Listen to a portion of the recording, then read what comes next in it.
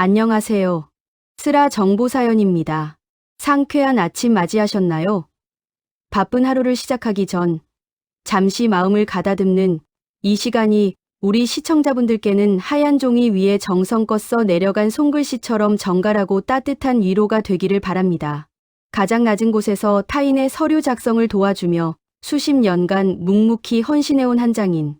하지만 세상은 그 정직한 노동을 낡고 지저분한 것이라 비웃으며 소중한 도구와 자부심까지 쓰레기통에 던져버렸습니다. 자신의 화려한 직함 뒤에 숨어 진짜 거장의 가치를 짓밟았던 오만한 자에게 돌아온 세상에서 가장 서늘하고도 묵직한 인연의 심판. 지금부터 진정한 명품이 어디에서 오는지 보여주는 기적 같은 이야기를 시작합니다.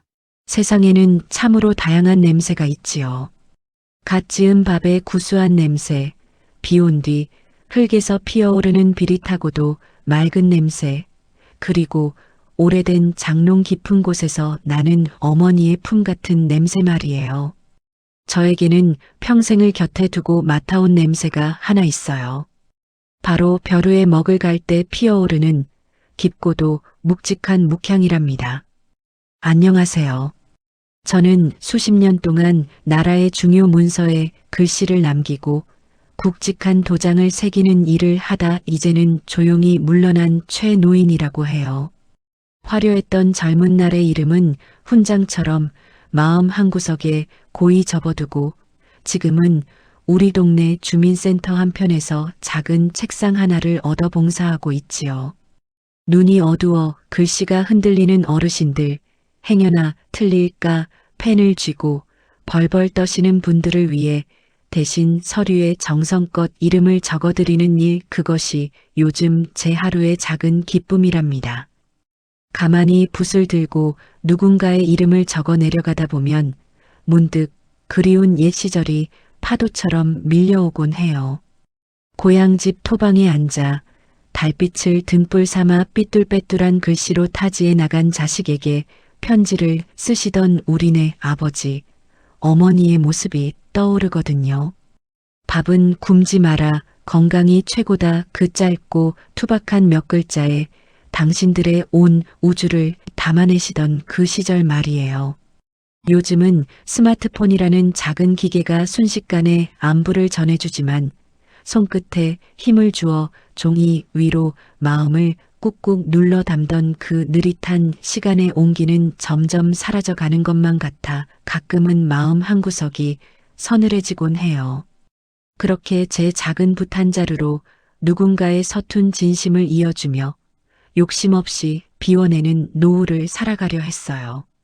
나이가 든다는 건 어쩌면 손에 쥐었던 것들을 하나둘 내려놓고 깃털처럼 가벼워지는 연습을 하는 과정일 테니까요. 하지만 세상의 속도는 제 생각보다 훨씬 더 매섭고 차갑게, 그리고 아주 갑작스럽게 제 조용한 일상 속으로 밀고 들어왔지요. 어느 날이었어요. 우리 동네가 무슨 최고의 디자인 거리로 탈바꿈한다며 으리으리한 유리문을 단 컨설팅 사무실이 들어섰지요. 그곳을 이끄는 젊은 박 대표라는 사람은 머리부터 발끝까지 번쩍이는 명품으로 치장한 참으로 당당하고 거침없는 사람이었어요. 하지만 그의 눈에 주민센터 구석에서 낡은 붓을 쥐고 있는 제 모습은 그저 치워버리고 싶은 눈엣가시였던 모양이에요. 요즘 누가 손글씨를 써요? 이런 낡은 붓 좀 치우세요. 그의 목소리는 제 가슴에 날카로운 비수처럼 날아와 박혔습니다.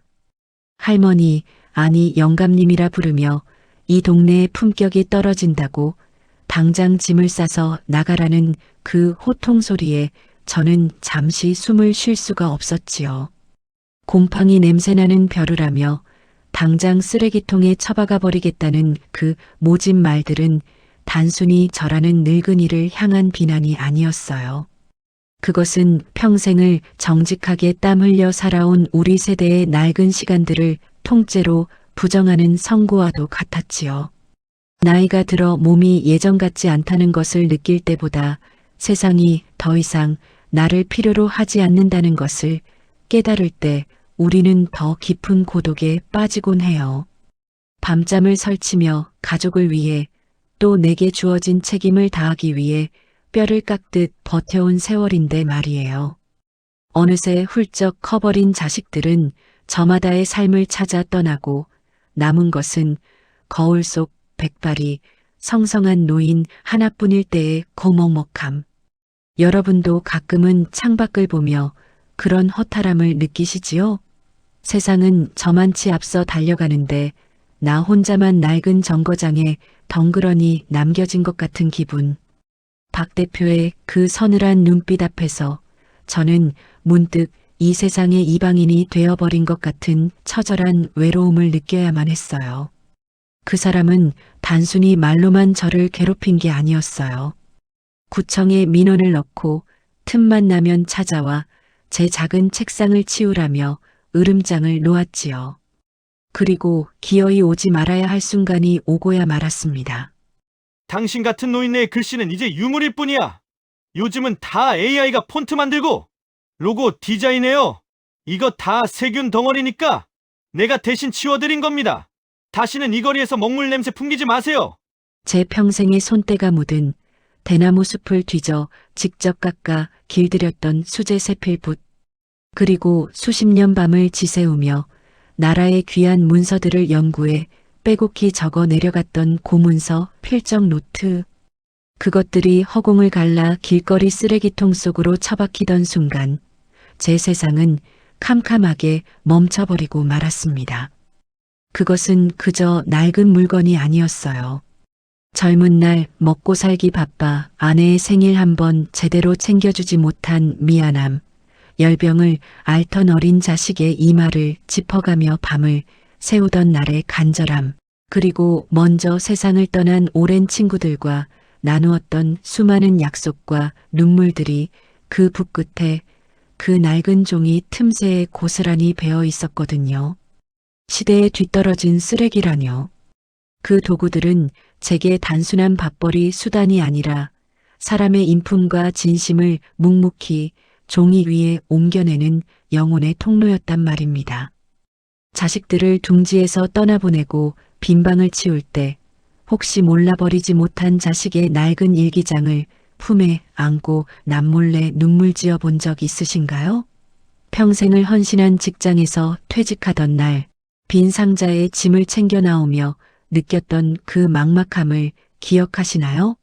내 청춘을 다 바쳐 지켜온 것들이 한순간에 아무것도 아닌 빈 껍데기가 되어버린 것 같은 그 텅 빈 상실감. 저는 빗물이 뚝뚝 떨어지는 쓰레기통 앞에서 제 인생의 전부가 쓰레기로 전락해버린 모습을 그저 멍하니 바라볼 수밖에 없었지요. 차가운 보도블록 위로 무릎을 굽혔습니다. 시큰거리는 관절이 비명을 지르는 듯 했지만 그 아픔보다 더 크게 가슴을 짓누르는 것은 처참히 찢겨나간 제 자존심이었습니다. 떨리는 두 손으로 쓰레기통 속에 손을 넣어 오물이 묻은 제 붓과 젖어버린 노트들을 하나씩 하나씩 주워 담았습니다. 누구에게도 들리지 않게 소리 없이 눈물을 삼키면서요. 아, 내 인생이 결국 이렇게 버려지는구나. 살아오면서 참 많은 위기를 넘겨왔지요.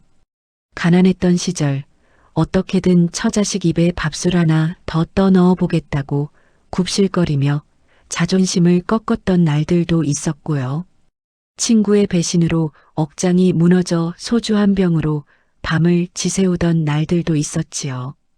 그래도 견딜 수 있었던 건 내 손끝에서 피어나는 정직한 붓의 힘을 믿었기 때문이에요. 요령 피우지 않고 묵묵히 한 길을 걷다 보면 언젠가는 그 진심을 세상이 알아줄 거라는 그 순박한 믿음 하나로 버텨온 세월이었습니다. 하지만 젖은 붓을 옷소매로 닦아내며 저는 처음으로 깊은 회의감에 빠졌어요. 건강도 예전 같지 않아 돋보기를 쓰지 않으면 글씨조차 흐릿한데 내가 이토록 꽉 쥐고 있는 이것이 정말 부질없는 아집은 아닐까? 삶의 황혼역에서는 모든 것을 비우고 내려놓아야 한다는데 나는 아직도 쓸모없는 미련을 붙잡고 흉한 꼴을 당하고 있는 건 아닐까 하고 말이에요. 비에 젖은 종이에서 번져가는 먹물이 마치 제 주름진 얼굴을 타고 흐르는 눈물 같아 그날은 참으로 길고도 시린 밤을 보내야만 했습니다. 얼마 후 우리 동네는 아침부터 큰 소란으로 들썩였습니다. 다름 아닌 대한민국 재계 서열 1위라는 태성그룹의 이 회장이 현장을 방문한다는 소식 때문이었죠. 알고 보니 그 젊은 박 대표의 일생일대 프로젝트가 바로 그 거대한 글로벌 테크 기업의 리브랜딩, 즉 새로운 얼굴을 만들어주는 작업이었던 거예요. 까만 고급 세단들이 줄지어 들어서고 수많은 취재진의 카메라 플래시가 번쩍였습니다. 박 대표는 사색이 된 얼굴로 뛰어나가 땅에 닿을 듯 비굴하게 허리를 숙여 이 회장을 맞이했지요. 회장님, 어서 오십시오. 먼 길 오시느라 고생 많으셨습니다. 회장님의 위대한 기업 가치에 걸맞은 최고로 세련되고 최첨단인 디지털 로고를 준비해 두었습니다. 이쪽으로 모시겠습니다. 그의 목소리는 한없이 가벼웠고 또 과장되어 있었습니다. 사람의 진심이나 깊이보다는 겉으로 보이는 화려함과 그럴듯한 포장으로 세상을 살아온 사람의 전형적인 모습이었지요. 저는 그 소란스러운 풍경에서 멀찍이 떨어진 쓰레기통 옆 구석에 쭈그리고 앉아 그날 비에 젖었던 제 붓을 수건으로 조심스레 닦고 있었습니다. 세상이 어떻게 변하든 가장 높은 곳에서 무슨 일이 벌어지든 그저 내게 남은 이 낡은 도구를 지켜내는 것만이 남은 생에 제가 할 수 있는 유일한 일이라 생각했거든요. 그런데 기적 같은 일이 벌어졌습니다. 박 대표가 가리키는 화려한 홀로그램 전시장을 향해 걷던 이 회장의 발걸음이 갑자기 우뚝 멈춰 선 것입니다. 그리고는 무언가에 홀린 사람처럼 고개를 돌려 저 구석에서 붓을 닦고 있는 제 뒷모습을 가만히 응시했지요. 이내 이 회장은 수행원들을 물리고는 빠른 걸음으로 제게 다가왔습니다. 수많은 카메라 렌즈와 사람들의 시선이 일제히 저를 향해 쏟아지는 것도 모른 채 저는 그저 묵묵히 붓의 결을 다듬고 있었어요. 그때 따뜻하고 두툼한 누군가의 두 손이 제 거친 손을 덥석 맞잡았습니다. 고개를 들어보니 텔레비전에서나 보던 그 대기업의 회장이 제 앞에서 90도로 허리를 깊숙이 숙이고 있는 것이 아니겠어요? 스승님, 드디어 찾았습니다. 그의 목소리는 가늘게 떨리고 있었습니다. 40년 전, 먼지 날리는 구멍가게에서 땀방울을 흘리며 시작하던 제게 이름 속에 우주를 담으라시며 단 한 줄의 필체로 저희 기업의 첫 로고를 완성해 주셨던 전설의 명장님, 당신이 아니십니까? 순간 잊혀졌던 40년 전의 기억이 아스라이 떠올랐습니다. 눈빛에 도끼가 가득했던 젊은 청년. 돈도 없고 배경도 없지만 세상에 이로운 기업을 만들겠다며 밤낮 없이 뛰어다니던 그 깡마른 청년에게 저는 응원의 마음을 담아 온 정성을 다해 붓을 들었었지요.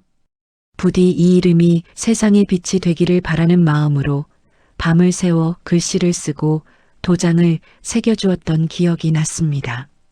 스승님의 그 낡은 붓한 자루, 그 진심 어린 글씨 하나가 없었다면 흔들리고 무너질 뻔했던 수많은 고비들을 넘기지 못했을 겁니다. 오늘의 우리 태성 그룹은 바로 스승님의 붓끝에서 시작된 것입니다. 그의 뜨거운 눈물이 제 손등 위로 툭 떨어졌습니다. 40년이라는 긴 세월.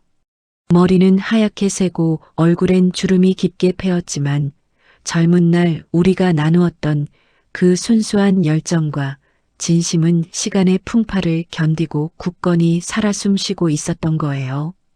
늙고 병들어 세상에 버려졌다고 생각했던 제 가슴 속에 다시금 뜨거운 불꽃이 타오르는 것을 느꼈습니다. 그 벅찬 재회의 순간 박 대표는 얼굴이 하얗게 질려 입을 다물지 못하고 있었습니다. 자신이 고물상 노인이라 부르며 쓰레기통에 내팽개쳤던 그 낡은 도구들이 사실은 대한민국 재계 서열 1위, 기업의 정체성을 창조한 뿌리이자 자신이 그토록 모시고자 했던 회장이 평생을 스승으로 존경해 온 거장의 물건이라는 사실을 깨달은 것이죠.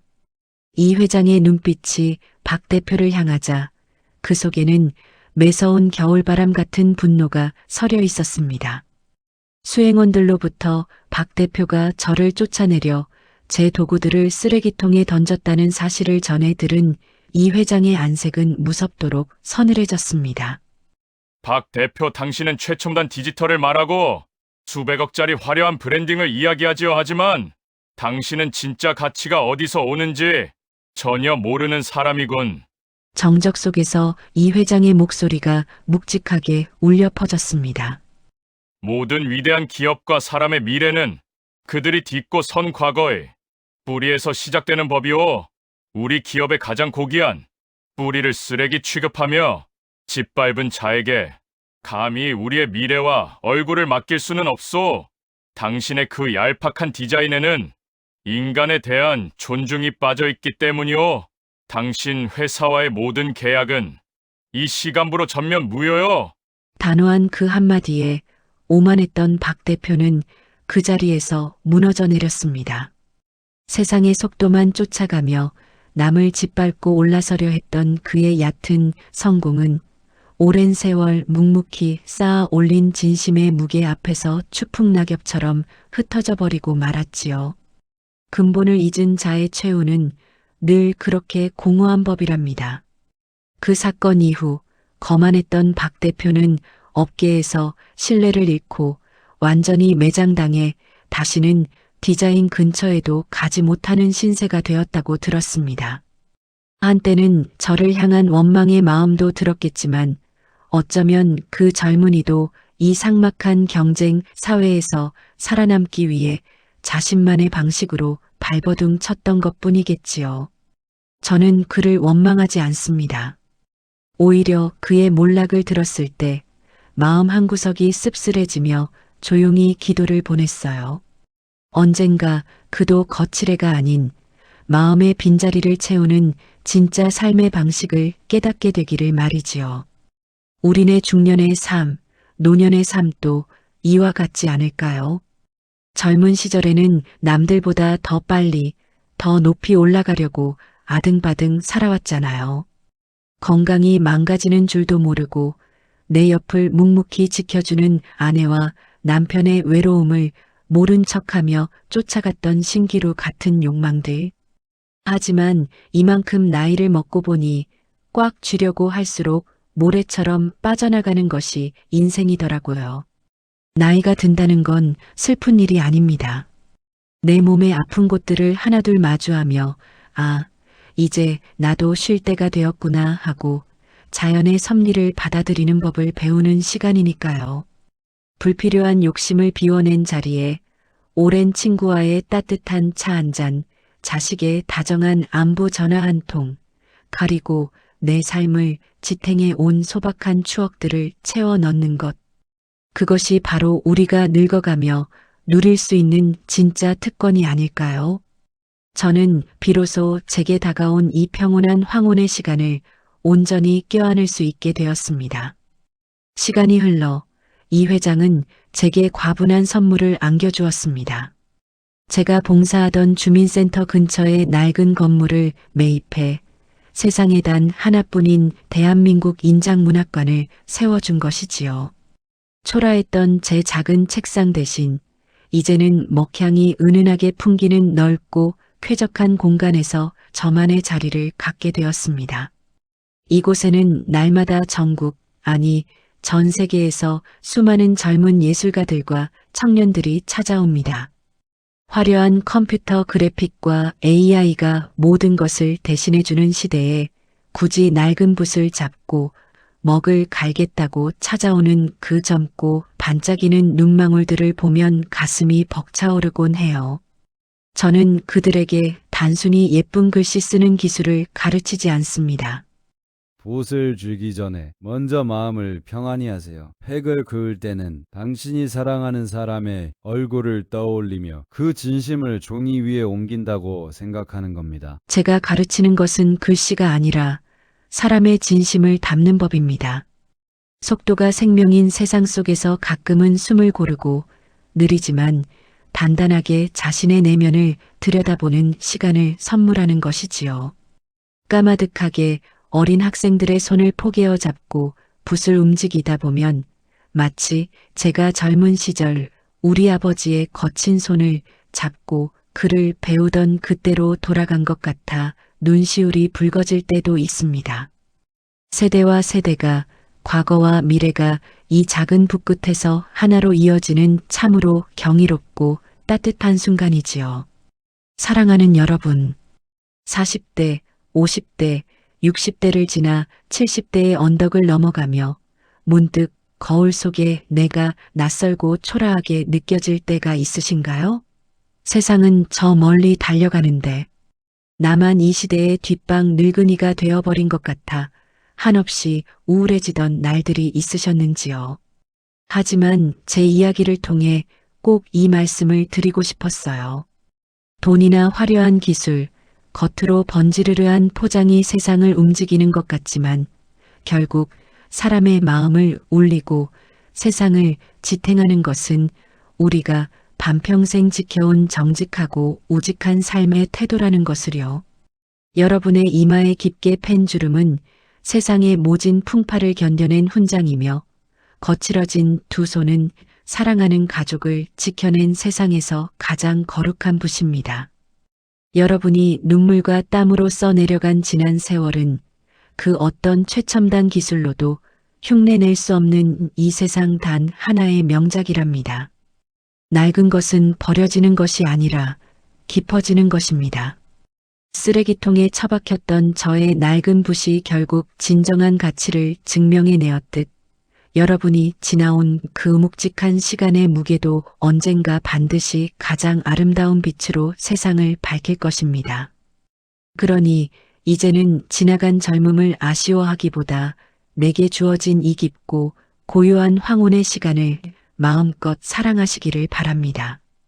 아프고 외로웠던 마음의 짐들은 잠시 내려놓고 그 빈자리에 따뜻한 미소 하나, 다정한 인사 한마디를 채우며 살아가 보아요.